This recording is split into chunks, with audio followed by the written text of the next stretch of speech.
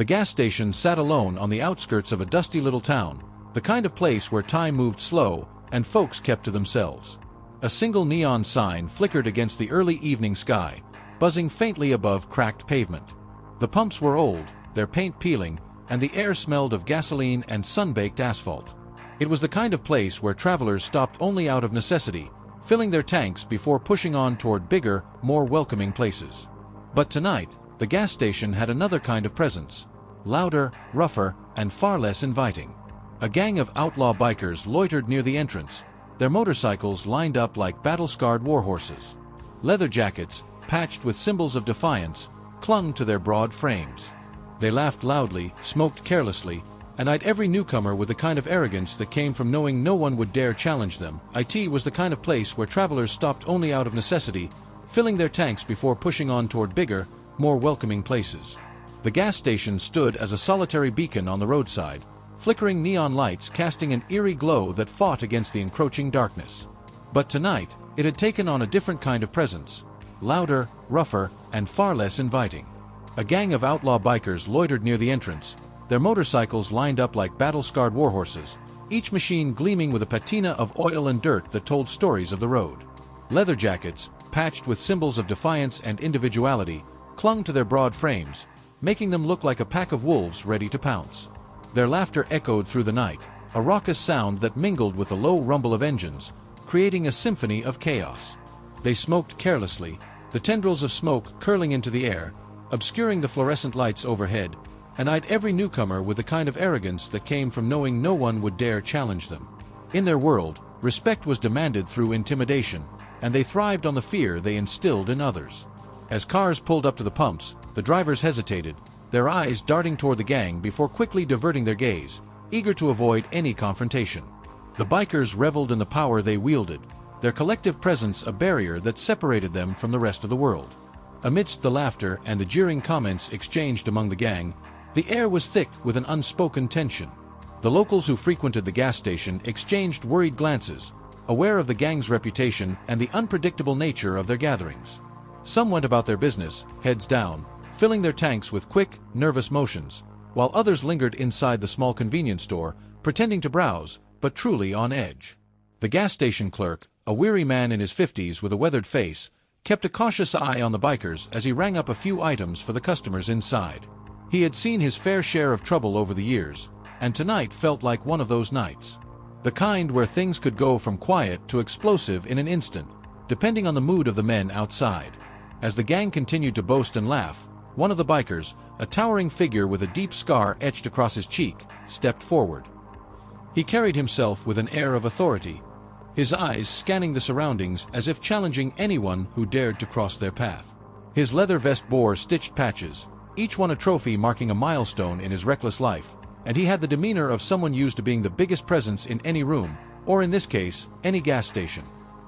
He turned to his companions, a smirk curling on his lips as he observed the people coming and going.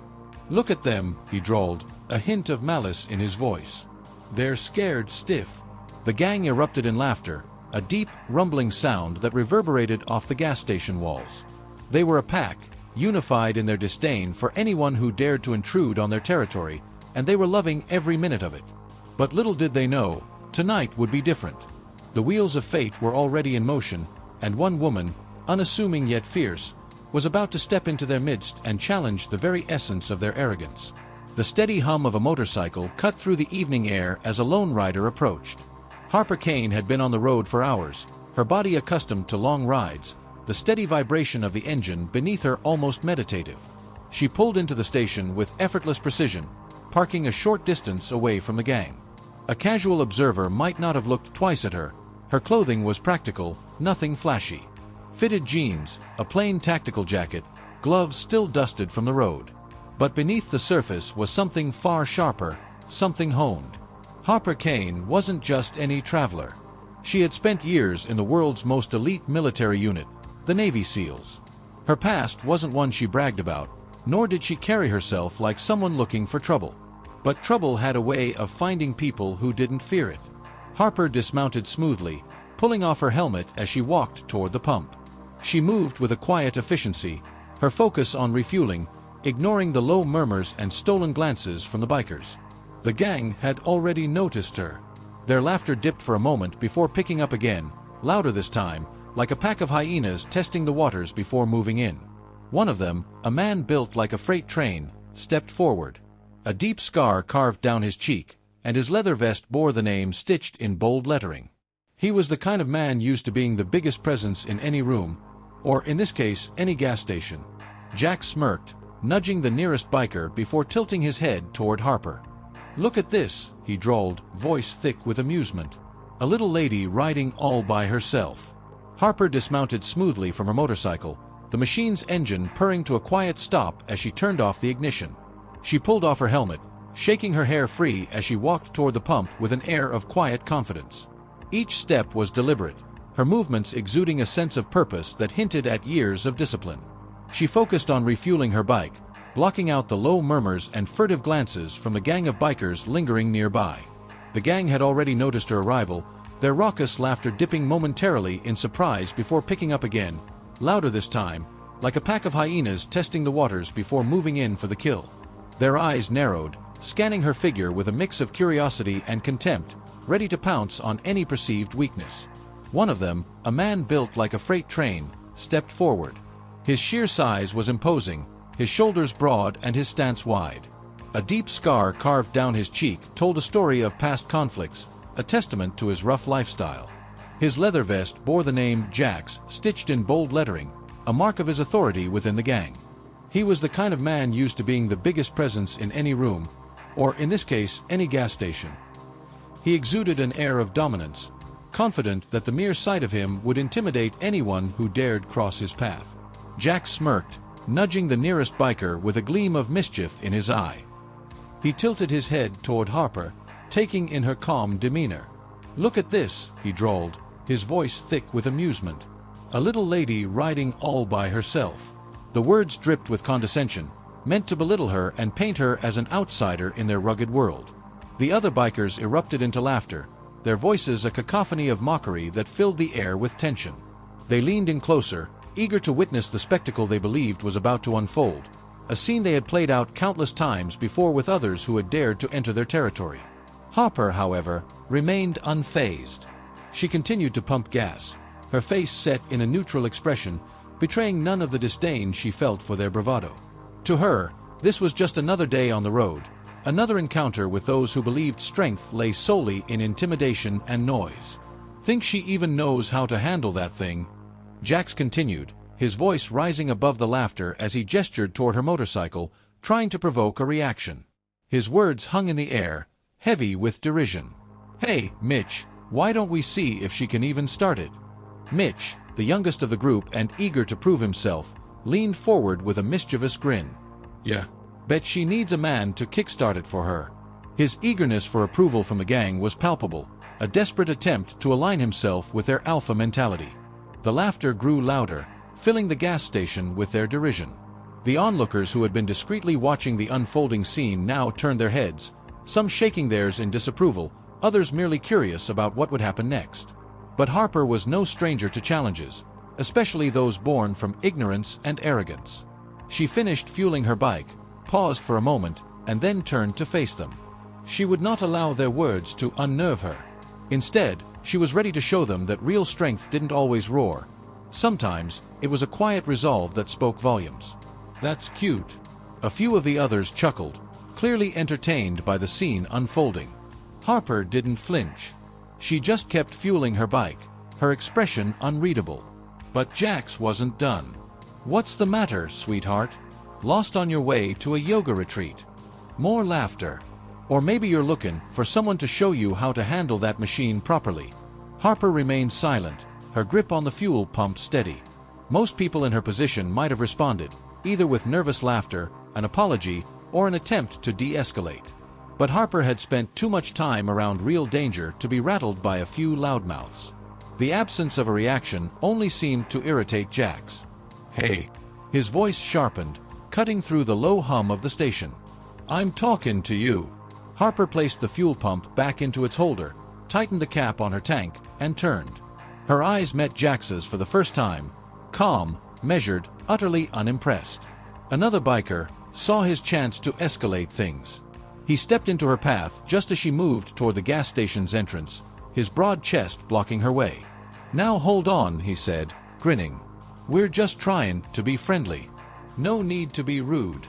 The tension in the air thickened. Inside the station, the clerk, an older man who had seen enough of life to know when things were about to go bad, watched with quiet unease. A few locals sat frozen in their booths, eyes darting between Harper and the gang. Harper exhaled slowly. She had been in situations like this before. Different settings, different men, same predictable bravado. She wasn't here to start a fight. But that didn't mean she wouldn't finish one. Jax leaned against his bike, arms crossed over his chest, watching Harper with the eyes of a predator circling prey. "You know," he said loudly, making sure the entire gang, and half the gas station, could hear him, "I don't think that bike fits you, sweetheart. Looks a little big for someone your size." A few of the bikers chuckled, nudging each other. Harper, still calm, adjusted her gloves, not bothering to acknowledge him. But Jax wasn't done. "She even know how to handle that thing," he continued, his voice thick with amusement. "Hey, Mitch, why don't we see if she can even start it?" Mitch, the youngest of the group, barely out of his 20s and eager to prove himself, grinned. "Yeah, bet she needs a man to kickstart it for her." More laughter. More smirks. The whole thing was a show, a deliberate attempt to embarrass her. They were used to people shrinking under their taunts, used to being the loudest voices in the room. What they weren't used to was someone like Harper. Few of the bikers chuckled, their laughter ringing out like a challenge, nudging each other with smirks plastered across their faces. They reveled in the camaraderie of their mockery, eager to see how far they could push her. But Harper, still calm, adjusted her gloves with a deliberate slowness, choosing not to acknowledge the taunts. She was not about to give them the satisfaction of a reaction. Instead, she focused on the task at hand, maintaining her composure amidst their jeers. But Jax wasn't done. He leaned in closer, the scent of smoke and leather wafting from him like a tangible aura of intimidation. "She even know how to handle that thing," he continued, his voice thick with amusement, dripping with condescension. "Hey, Mitch, why don't we see if she can even start it?"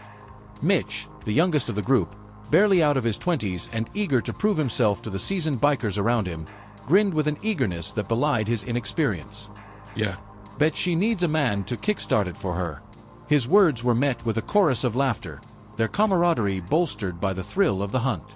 The whole thing was a show, a deliberate attempt to embarrass her, to pull her into their toxic game of dominance. They were used to people shrinking under their taunts, to watching others crumble under the weight of their bravado. They thrived on being the loudest voices in the room, the rulers of their own little kingdom where no one dared challenge their authority. What they weren't used to was someone like Harper. With a measured breath, Harper assessed the situation. Their arrogance was palpable, and the laughter echoed in her ears like a steady drumbeat of ignorance. This was not a game she had to play, but she wouldn't back down from their challenge. Instead, she decided to turn the tables. "Do you really think a man can start a motorcycle better than a woman?" she asked, her voice rising above their laughter, cutting through the noise like a knife. The bikers fell silent, caught off guard by her unexpected confidence. Jax's expression faltered for a moment, surprise flickering across his face before he masked it with bravado again. "What, are you saying you can do it better?" he shot back, trying to regain his footing. "Why not?" Harper replied, her tone light, almost teasing. She walked over to her motorcycle, a sleek machine that gleamed under the fluorescent lights of the gas station. "It's not rocket science." She could feel their eyes on her, the weight of their scrutiny heavy, but she focused on her bike. With deft fingers, she turned the key and pressed the starter.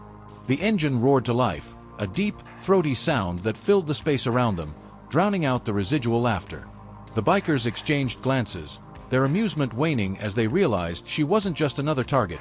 She was skilled and capable. "Looks like she knows what she's doing," one of them muttered, his tone no longer filled with derision. Jax, however, refused to relent. "One start doesn't mean anything. Let's see if she can ride it without help." His words dripped with a mix of bravado and disdain, but beneath that bravado was a flicker of uncertainty that Harper could sense. "Okay," she said, her voice steady. "What do you want to wager?" The challenge hung in the air, electrifying the atmosphere. The other bikers leaned in, curiosity piqued, sensing that something significant was about to unfold. Mitch, emboldened by Jax's words and eager to impress his fellow bikers, stepped forward. "How about a little race? Right here, right now. From the gas station to the end of the road and back." Harper raised an eyebrow, a small smile forming on her lips. "A race? You really think that's a smart idea?"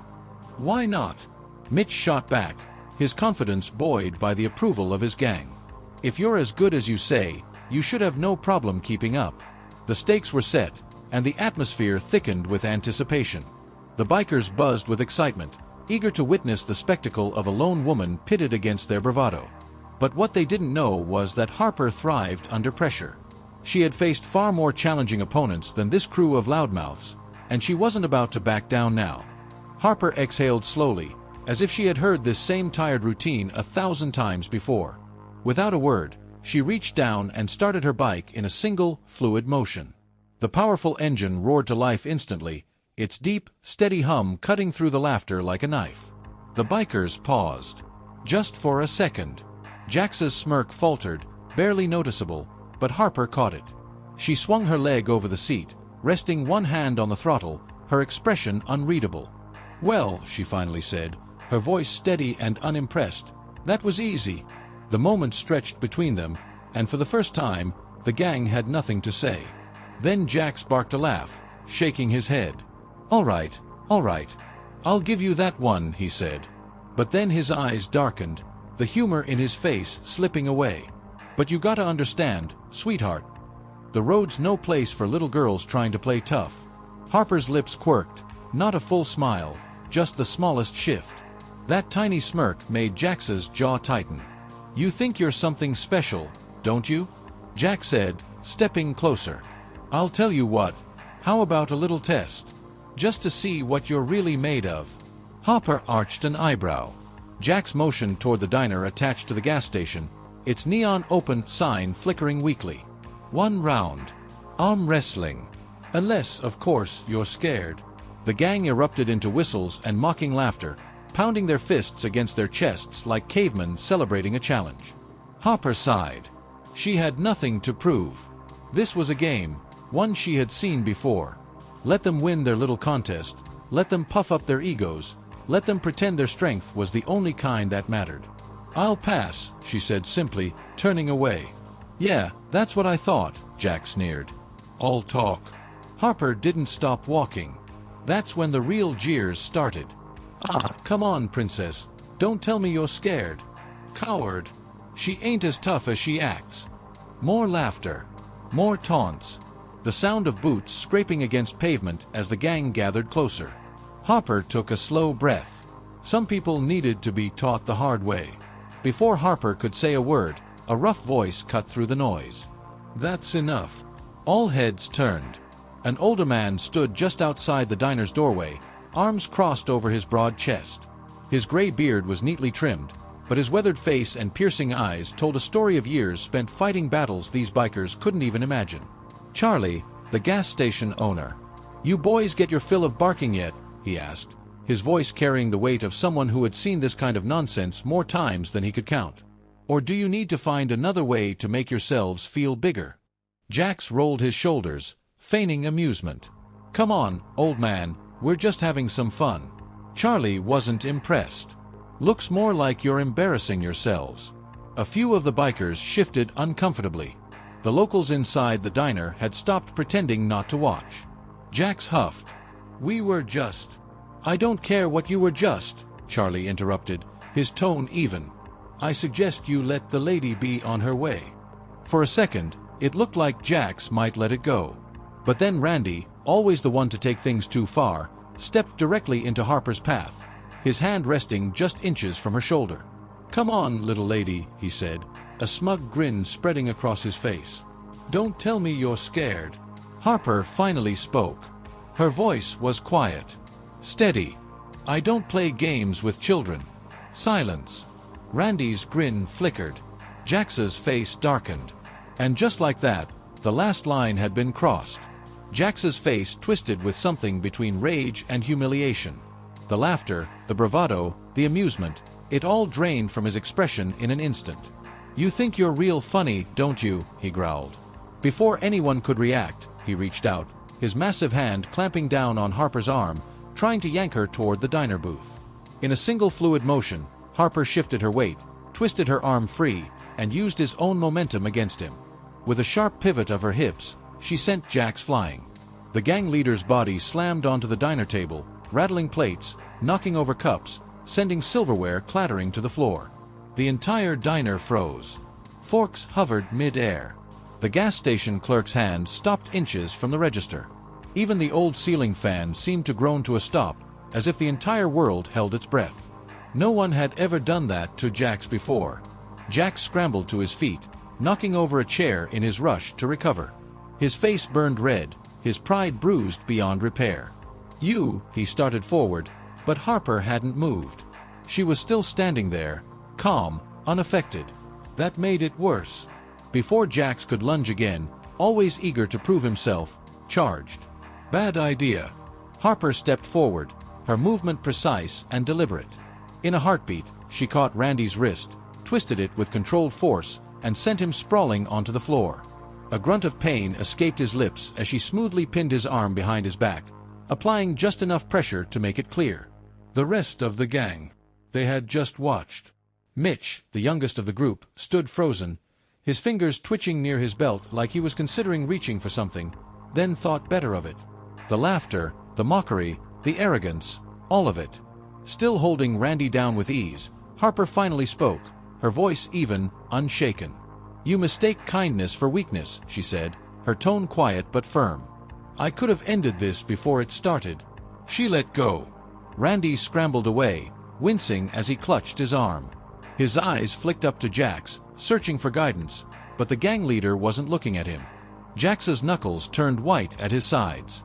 His pride demanded one last move, one final show of dominance. With a roar, Harper sidestepped, swift as a shadow, and in an instant, Jax found himself in A. His feet barely touched the ground. His arms flailed, trying to pry free, but Harper didn't even. The entire diner watched in stunned silence. Charlie, the gas station owner, let out a low chuckle from behind the counter. He shook his head, took a slow sip of his coffee, and muttered. Jax's breath came in ragged gasps as Harper held him just long enough to. Then, she let him go. Jax, coughing, his hand clutching his throat. His eyes darted around the diner, searching for something, support, retaliation. He found none. Mitch, the younger biker, looked visibly shaken, his hands clenching and unclenching as if trying to process what had just happened. Randy, still rubbing his sore arm, refused to meet Harper's gaze. Nobody spoke. Nobody moved. Finally, Jax wiped the back of his hand across his mouth, glared at Harper one last time, then jerked his head toward the door. One by one, the bikers, their heavy boots crunching against the pavement as they mounted their bikes. And just like that, the gang that had swaggered in full of confidence. The gas station fell still again. The old ceiling fan creaked back to life. Charlie smirked as he looked at Harper. Now that, he said, was worth the price of admission. Harper simply picked up her helmet, dusted off her jacket, and walked outside. The low rumble of the bikers' engines faded into the distance, leaving behind only the faint scent of gasoline and tension hanging in the air. Inside the diner, the silence stretched for a moment longer before Charlie let out a chuckle, shaking his head. "Well, damn," he muttered, rubbing his jaw. "Ain't seen anything like that in a long time." He walked over to Harper, a slow, knowing smirk on his weathered face. "That was some fine work, miss. Coffee's on the house." Harper glanced at him, then at the steaming cup he was already setting on the counter. She gave a small nod of thanks and took a seat at the bar. A few of the locals, who had been watching the whole thing unfold from the booths, exchanged glances before giving her a respectful nod. Some looked impressed. Some just relieved. Harper. She didn't seem to think much of it. To her, this was just another day. Mitch stood near the door, hands in his pockets, his gaze distant. He had watched the whole thing. And it didn't sit right with him. Not because Harper had won. No, she had earned that. But because for the first time, he realized how blind he had been. All his life, he had looked up to men like Jax and Randy.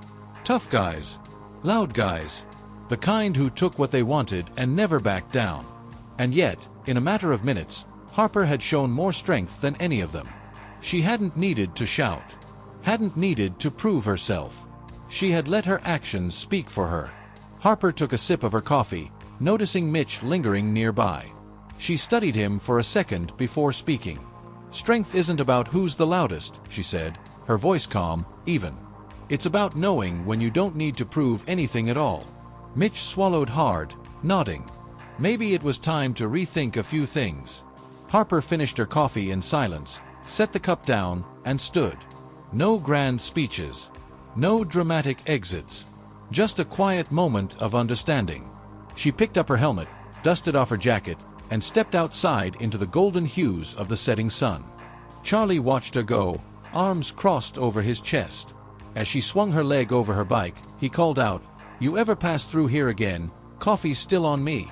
Harper smirked. "I'll keep that in mind." Then, with a turn of the throttle, her engine purred to life, and she rode off down the open highway. The gas station remained behind, bathed in the last light of the day. The air still thick with what had transpired. And as the dust settled, a single thought remained. The dim glow of neon lights flickered inside, the gang's usual haunt. The air was thick with cigarette smoke, the low murmur of conversation, and the occasional clink of glass against wood. Jack sat in the back, his beer untouched, fingers drumming impatiently against the table. His jaw was still tight, the humiliation from earlier festering inside him like an open wound. Not Randy. Not the other bikers. They had all seen what happened. But Mitch wasn't drinking. He wasn't even really. His mind kept replaying the scene at the gas station, the effortless way Harper had taken them down, the sheer control in her movements. And then her words. "Strength isn't about who's the loudest." He glanced at Jax, still brooding, still acting like he had been out of something. Like it was for being stronger. Mitch's grip on his glass tightened. Maybe this gang wasn't what he thought it was. Maybe wasn't who he thought he was. And for the first time, the night air was crisp as Harper rode, the hum of her motorcycle the only sound cutting through the vast emptiness of the road. The gas station, the bikers, the fight, it was already behind her. Not that she had. She knew how moments like that lingered. He glanced at Jax, who was still brooding, his brow furrowed in frustration. Jax was trying to maintain the facade of a leader, but the shadows beneath his eyes betrayed the growing doubt that simmered within him. It was as if he had lost something, something he didn't know how to reclaim. The weight of their earlier humiliation pressed heavily on him, and Mitch could see it, could feel the tension radiating from his gang leader. Mitch's grip on his glass tightened, his knuckles whitening. He couldn't shake the images of the gas station from his mind, the way Harper had commanded the room, her unwavering confidence cutting through their bravado like a knife. It was more than just the physical confrontation. It was the calmness she had exuded, the grace with which she had handled the situation. "Maybe this gang isn't what I thought it was," he murmured to himself, the words tasting bitter on his tongue. He had always believed in the strength of their brotherhood, the allure of the outlaw lifestyle. They were supposed to be invincible, a force to be reckoned with. But after today, he couldn't help but question everything. "Maybe I'm not who I thought I was," he added, the revelation settling in like a heavy stone in his gut. The thrill of being part of the gang was beginning to fade, replaced by a gnawing uncertainty about his place within it. For the first time, doubt began to creep in, and it was terrifying. As the night wore on, the atmosphere in the bar was charged with tension. Laughter echoed in the background, but Mitch felt disconnected, lost in thought. The camaraderie that once felt so solid was starting to feel more like a cage. He couldn't help but glance at Jax again, who was still nursing his beer, lost in his own world of brooding resentment. The night air was crisp as Harper rode, the hum of her motorcycle the only sound cutting through the vast emptiness of the road. Each mile felt like a release, a shedding of the weight that had tried to anchor her down. The gas station, the bikers, the fight, it was already behind her, but she could still feel the adrenaline coursing through her veins. Not that she had forgotten. She knew how moments like that lingered. They had a way of etching themselves into memory, becoming markers of strength and resilience. The confrontation with the bikers was more than just a clash of wills. It was a reaffirmation of who she was. In that instant, she had shown them that she would not be intimidated, that she could stand her ground against any challenge that came her way. As the cool wind whipped through her hair, Harper couldn't help but smile. She felt alive, invigorated by the thrill of the ride and the knowledge that she had stood up for herself. It wasn't about proving a point to the bikers. It was about reaffirming her own strength and the choices that had led her here. In the solitude of the open road, she reflected on her journey. She had faced battles far more daunting than a group of men mocking her at a gas station. She had been trained to confront fear head-on, to rise above the noise and chaos. This ride was her escape, a chance to gather her thoughts and reflect on the path ahead. With every mile, the weight of the past began to lift. She felt a sense of freedom coursing through her, a feeling that she could tackle whatever lay ahead. She was no longer bound by the expectations of others or the judgments of men who thought they could belittle her. As the moonlight illuminated the road ahead, Harper pressed the throttle, the motorcycle roaring in response. The journey was just beginning, and she was ready for whatever challenges awaited her in the darkness. Not for her, but for the ones who needed to learn. Up ahead, the road stretched into the horizon, disappearing into the unknown. More places to go. More people to meet. More challenges to face. She twisted the throttle, the bike roaring forward into the endless night. Because of Harper Kane.